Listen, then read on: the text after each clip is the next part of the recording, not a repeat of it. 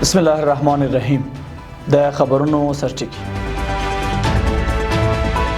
په روسیه کې له میشتو افغان سوداګرو سره د افغانستان لوی سفیر لیدنه. د افغانستان د یتیمانو څخه د ترکیې د دیانت ادارې حمایت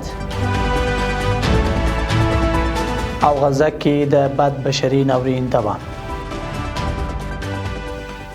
د لوی ستر سپیڅلي خدای په نامه درنو سلام د نور خبرون ته شراغلاست نن سهشنبه د روان کال د سلواغې 28 شته زم د بشپړ خبرون دي. په مسکو کې د افغانستان لوی سفیر مولوي ګل حسن حسن په روسیه کې له میشتو افغان سوداګرو سره وکتل. مسکو کې د افغانستان سفارت وایي چې د کتنه کې د متقابل تفاهم، همغږي، اقتصادي اړیکو پیاوړتیا او دغه راز د افغانستان او روسیې ترمنځ په سوداګرۍ کې د شته ستونزو په اړه خبرې وشوې. په دې ناسه کې افغان سوداګرو خپل ستونزې او غوښتنې هم شریکې کړې او د اسلامي امارات د همکاري او پاملرنې غوښتنې وکړه. ورته مال مولوي ګل حسن حسن دغه سوداګر په افغانستان کې پانګونو ته وهڅول او دوه اړخیزې سوداګرۍ په برخه کې د بشپړې همکاري ډاډ ورکړ.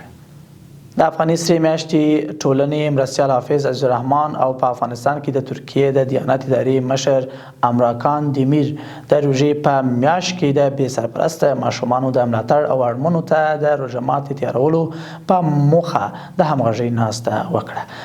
افغان سره میاشت وایي چې په دې ناسته کې حافظ عزیز الرحمن د یتیمانو د ملاتړ په برخه کې د ټولو خیریه ادارو د همکاري پر ارزښت ټینګار وکړ. ورته مهال امراکان دیمیر وویل چې د روژې میاشت په مناسبت به په ځینو ولایتونو کې بې سرپرسته ماشومان ته ژمنۍ جامې وویشي او اړمنو ته به د روژه ماتي پروګرام جوړ کړي.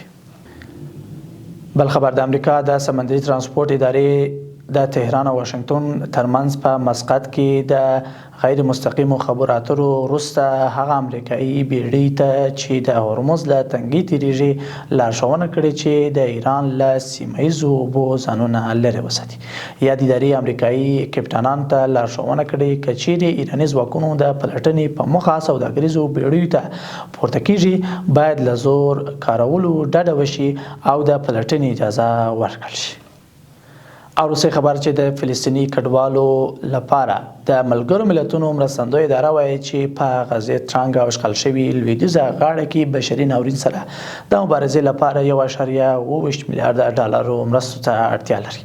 دغه سازمان ټینګار کړی چې دغه سیمې په وروستیو کلونو کې د جدي بشري ناورین سره مخ دي او دغه مرسته به یادو شویو سیمو کې د 2.4 میلیونه خلکو اړتیاو په موخه وکارول شي. قدر مندونکو له عملتیا مو مننه. در بشه وقت هواشی چهره.